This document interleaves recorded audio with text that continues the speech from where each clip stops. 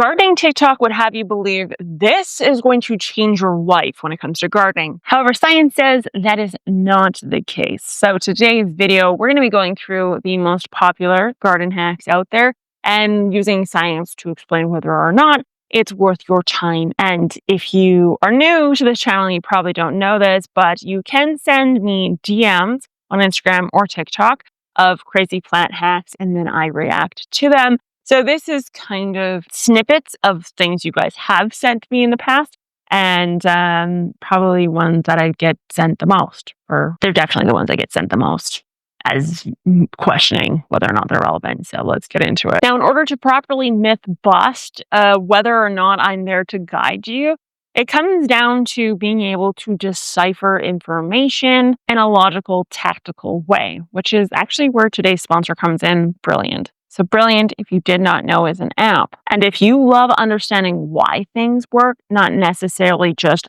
memorizing tips and tricks, then this is the app for you. Brilliant doesn't just help you decipher TikToks, it actually helps you with things like math and even computer science. It does this through many different ways. For example, things like visual, interactive problem solving. And it's completely personalized to you yourself. It actually starts you at the correct level based on where you sit currently with that topic you're looking to become better at. Then it actually will adapt what you're doing based completely on your progress. Their courses aren't just some random people making apps. They are actually developed by award-winning groups. Teams like MIT, Harvard, Stanford, Caltech, and even Google. The best part is that Brilliant, just in general, helps you become a more critical thinker and a problem solver, just in everyday life. You're not memorizing formulas, you're building true intuition. So you'll get more of those aha moments that you typically get when you watch my videos. You'll get those more often, but for all sorts of different things. To learn for free on Brilliant for a full 30 days, go to brilliant.org/gardening in Canada. Scan the QR code on the screen or click the link in the description. Brilliant is also giving you a 20% off annual premium subscription, but gives you unlimited daily access to everything on Brilliant. There's a ton of Geek Crew members who actually have not only used this app since I've started also using this app, but they bought it for their kids because it's a game, so it makes it fun. It's very fun. It's better than doom scrolling, we'll say that. Any users, let's get into the rest of this video. So the way that we're going to structure each hack is we are going to follow kind of 4 sections. First, what the hack claims it does, what science actually says should be happening, why people do believe it or why they may be seeing results, and what to do instead only if it applies, because some of the hacks, they may be legit. Hack number 1 is coffee grounds are touted as a nitrogen source, and they do contain nitrogen, none of which is bioavailable to the plant yet because it does still need to be decomposed. So that whole idea is out the window. But here's why it can actually be kind of detrimental to your plants. Dumping fresh grounds onto your soil surface, whether it's your house plants or outdoors, can cause compaction. It can actually majorly mess with the microbes and how they are working in your soil, the distribution, the types, etc. and so forth. And it also can temporarily, in that zone, increase acidity. So the best thing to do with your coffee grounds is to compost them prior to putting them onto your soil surface. This is going to cause more problems than not. Let's just get hack number 2 out of the way, and that is Epsom salts for blossom. And that is Epsom salt for bigger blooms or blossom and rot. I have an entire video on this, so this is going to be very, very brief. But no, your soil is unlikely to be magnesium deficient. Your soil, however, likely is not in the right pH range. I go into this in great detail in my video on Epsom salts for plants. And let's just say Epsom salt will give you kind of like this temporary placebo effect. It's not placebo, it's legit.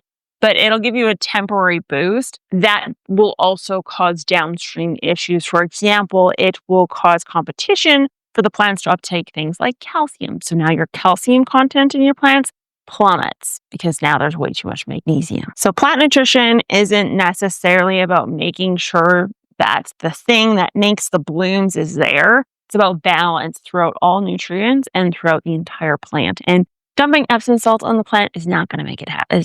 That's not balance. Hack number 3, banana peels or banana water fertilizer.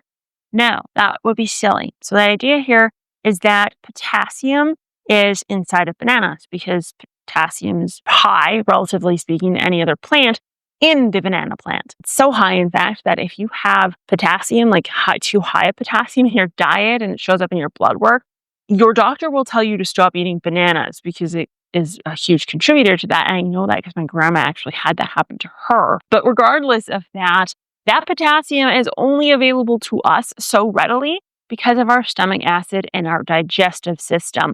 Plants, soil, they don't have that. So it's not readily available to them.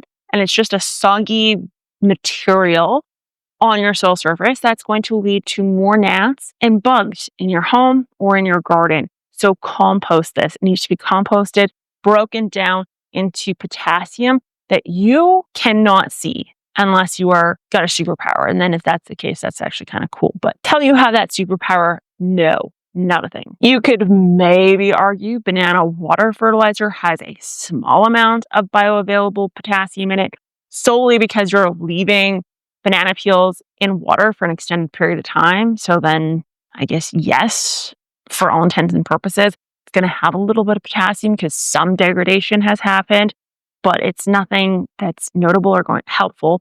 And you also are going to be watering organic material into the soil, which is going to increase the fungus now. It's going to make it worse. Cinnamon for fungus and for rooting. So here's the thing. That is technically 2 different hacks. The reduction in fungal activity on a cutting is one thing. And then rooting hormone side is a whole other thing. So cinnamon, natural cinnamon, fresh off the tree, does have antifungal properties. The issue is that the cinnamon in your shaker and even actually the strips of physical bark are sometimes not fresh enough or it's not even actually cinnamon, oddly enough. Fun fact. So it doesn't have any antifungal properties, or the antifungal properties that are there are muted in some way. So antifungal, not so much. If you put it on the top of your seed starting setups, you're setting yourself up for a moldy, gross nightmare. Because again, it's just organic material sitting on the soil surface. Don't do it. But for the world of growth hormone, it's not for that. That actually is willow. So willow tree cuttings placed in water technically have that salicylic acid. That is the root hormone that you see in the powders or the gels. So that would actually be the hack. That is legit, not the cinnamon. So there you go. Vinegar for weed killer. So this one, here's the thing. It's legit. It works fan-frickin-tastically. It kills the roots. It kills the above ground plant debris. You can actually make DIY vinegar at home. I have a very old video on this using like apple cores and apple skins, oddly enough. But let's just say it kills everything. It's not selective herbicide in any way, shape, or form. So if you're going to use it on gravel, use it on brick, use it in mulch, where there are no plants and you don't want plants to exist because it nukes the area. It also is going to nuke your soil microbiology. So microbes are going to be a little bit harmed in the process of applying this vinegar, but it works fantastically. Very, very good. Almost too good if you're going to apply it to plants or areas that have surrounding plants. So gravel, sidewalk, interlocking brick, great choice. Garden, not so much. Shells to stop slugs. Completely false. That is not real. Slugs have a slime coating. And said slime coating just lets them glide over top of those eggshells and it does sweet nothing to them. So yeah, that one's absolutely useless to use. But you could use copper. So here's the thing. Fun fact, actually, my uncle's an architect and I was talking to him about copper because I guess in America, this was specific to North Dakota, you had to have a big copper base under your house in some areas. And the purpose for this from an architecture standpoint is to deter things like termites and pests because copper has a slight charge to it. So that's kind of the purpose for it in that world. However, in the world of slugs and snails, it also serves a purpose because if it is simply long enough and relatively fresh, it's not heavily corroded, the slugs and snails don't like to cross large sections of copper. So it has a minimum of 6 inches. And so the width of it could be on the ground. So you could do a width, 6 inch plus width of copper sheeting.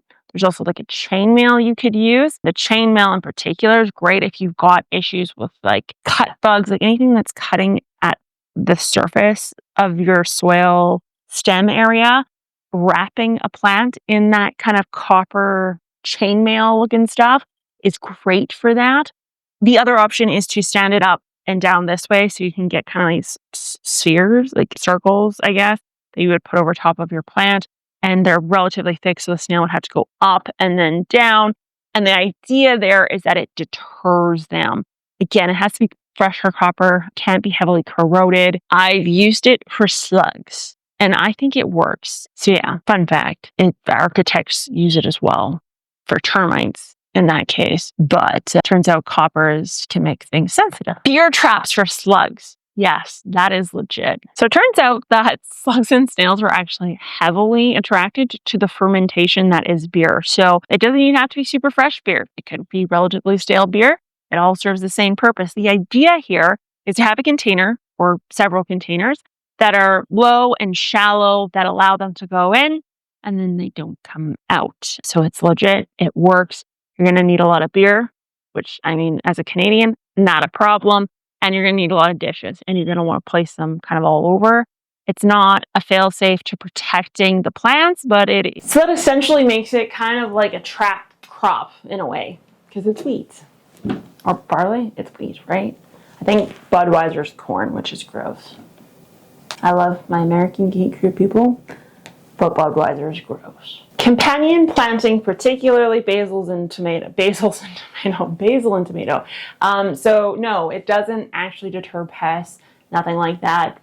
But I will say companion planting in any capacity means diversity, and diversity does in and of itself generally mean less pest pressure because it's not a smorgasbord of just one monocrop. The pests have to search for the host plant that they're looking for. So the more the merrier. You also have just diversity in the soil system, which in turn means if there's a nematode issue, again, once the host crop, it can't find it, that sort of thing. So diversity is always the solution to any sort of pest issue solely because we don't have a high concentration of a single monocrop or the host plant in and of itself. It's spread out, which in turn spreads out the disease, but in a good way. We're not talking like syphilis in Saskatchewan, which apparently is on the rise because the radio will not shut up about it. I don't know what on the rise means. High enough that I'm sure dating sites are taking a hit. Baking soda as a fungicide. So this one actually started coming out last year. I started getting sent a lot of Instagram reels specifically on this one. No, it's not. I shouldn't say no. It's misleading. So it is a very temporary fungicide that tends to work when combined with a soap of some sort. Preferably not a Dawn dish soap, which is a hack that is very bad, by the way. I have a whole video on that. But yeah, if you were to do it with like a natural version of soap, it can have some benefits, but it's nothing compared to if you were to use a sulfur or a copper or something of that nature, like spray. It's just not, it's not the same quality in any capacity. So yeah, that one is ish. Personally, I wouldn't waste my time or my money with it, but you could if you really wanted to. So yes, viral plant hacks do spread quickly, but plants don't really care about plant hacks. They care about chemistry, biology, physics, that sort of thing. So if you want to watch more plant hack series or very dense videos specifically referencing one very specific hack and going through the great details of it, this entire playlist is actually what you want to click on, and that is the video that Google says to watch because they're watching you. I will talk to you next time. Bye.